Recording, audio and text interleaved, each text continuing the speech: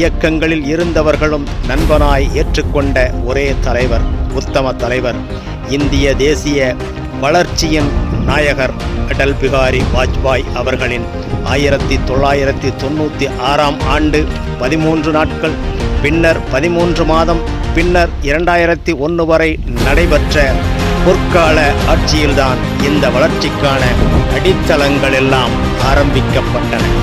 நமது நெஞ்சங்களில் நிறைந்திருக்கும் ஐயா அப்துல் கலாம் அவர்களின் அறிவியல் அரசியல் ஆலோசனையாலும் அணுகுண்டு சோதனை நடத்தி அதுவரை தாழ்ந்திருந்த இந்தியாவை தலைநிவரச் செய்து உலகம் வியக்கும் தன்னிகரில்லா தலைவர் வாஜ்பாய் அவர்கள் உருவாக்கிய வளரும் இந்தியா.